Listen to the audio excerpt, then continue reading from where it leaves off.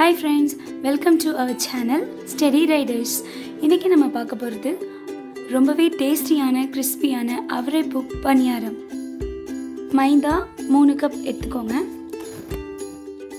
உப்பு தேவையான அளவு, தண்ணி தேவையான அளவு, சோடா உப்பு ஒரு பிஞ்ச், நெய் 1 ஸ்பூன். மைதா எடுத்துக்கோங்க 3 கப், நெய் 1/2 ஸ்பூன், உப்பு தேவையான அளவு எடுத்துக்கோங்க. நாங்கள் வந்து 1/2 ஸ்பூன் போட்டிருக்கோம். சோடா உப்பு கொஞ்சமாக ஒரு பிஞ்ச் போதும்.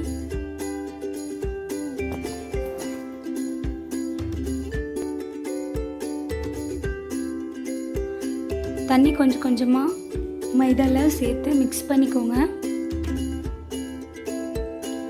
நல்லா மிக்ஸ் பண்ணிக்கோங்க இதே மாதிரி.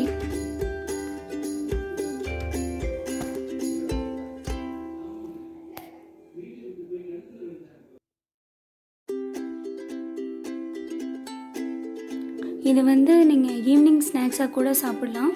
இது வந்து அவரைப்பூ பணியாரம் அப்படின்னு நம்ம சொல்லுவோம். ரொம்ப டேஸ்டியாக இருக்கும் இது சாப்பிட்றப்ப, முறுமுறுன்னு. ஸோ நமக்கு வந்து ரெடி ஆகிடுச்சு. மைதா வந்து இதே மாதிரி இந்த பதத்தில் எடுத்துக்கோங்க. இதே மாதிரி ரவுண்ட் ரவுண்டாக நீங்கள் போட்டுக்கோங்க. நெக்ஸ்ட்டு இதை வந்து நம்ம வளர்த்து எடுக்கணும். நம்ம எல்லாத்தையுமே வந்து இது மாதிரி ரவுண்ட் பண்ணிட்டோம். நெக்ஸ்ட்டு நம்ம என்ன பண்ண போகிறோம்னா சுகர் வந்து ஆட் பண்ணுறோம். சுகர், சீனி. ஸோ இது எதுக்காகனா இந்த பணியாரம் மேலே நம்ம இதை தூவி மிக்ஸ் பண்ணால் ரொம்ப ரொம்ப டேஸ்டியாக இருக்கும், அதுக்கு தான். ஸோ இந்த சுகரை நம்ம மிக்சியில் வந்து அரைச்சி எடுத்துக்கணும். எதுவுமே கிடையாது, ஒன்லி சுகரை மட்டும் நம்ம அரைச்சி பவுடர் பண்ணி எடுத்துக்கிறோம். நம்ம இப்போ அரைச்சிட்டோம் பாருங்கள், இது மாதிரி இருக்கும் சுகர் பவுடர், வேறு எதுவுமே இல்லை.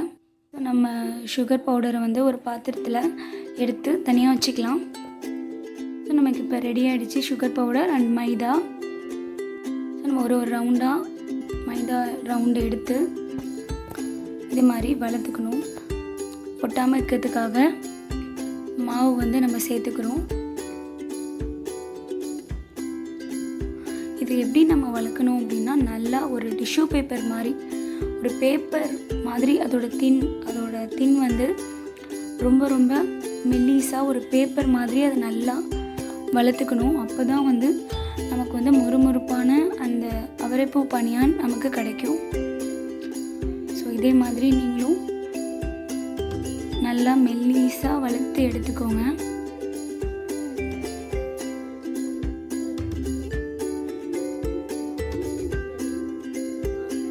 இதே மாதிரி இப்போ கட் பண்ணிக்கோங்க.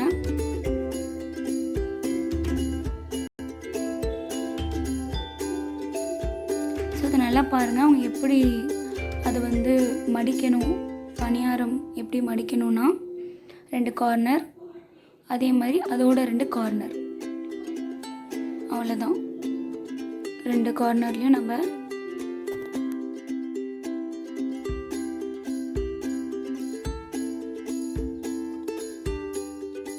ஸோ இது மாதிரி நம்ம எல்லாத்தையுமே இது மாதிரி நம்ம வளர்த்து தனித்தனியாக கட் பண்ணி வச்சுக்கலாம். தனித்தனி பணியாரமாக செஞ்சு வச்சுக்கலாம்.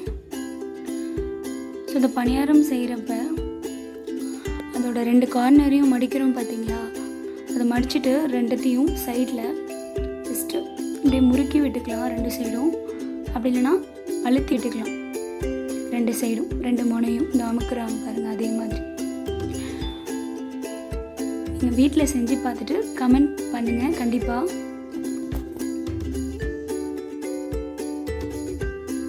ஆயில் ஆட் பண்ணிக்கோங்க ஒரு பாத்திரத்தில். நம்ம ரெடி பண்ணி வச்ச இந்த பணியாரமை ஆயிலில் போட்டு பொரிச்சு எடுக்க போகிறோம். நம்ம இதை ஆயிலில் போட்டு எடுக்கலாம்.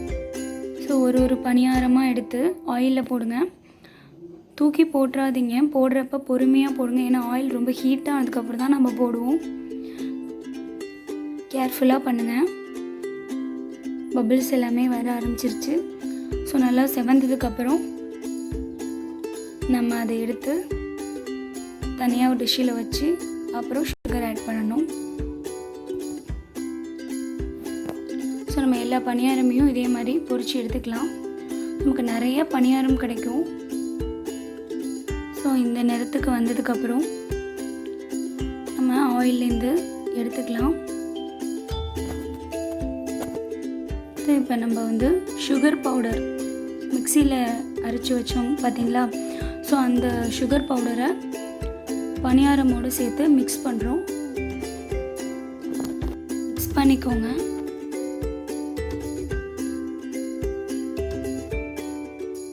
இந்த அவரைப்பூ பணியாரம் எங்கள் வீட்டில் உள்ள எல்லாருக்குமே ரொம்ப பிடிச்ச ஒரு ஸ்நாக்ஸ். ஸோ அதை டேஸ்ட் பண்ணி பார்த்துட்டு இப்போ எப்படி இருக்குன்னு சொல்லுங்கள். ஓ ஸோ ஸ்வீட், தேங்க்யூ. ஸோ நாங்கள் இதை சாப்பிட போகிறோம். ஓகே, நெக்ஸ்ட் வீடியோவில் பார்க்கலாம். பாய்.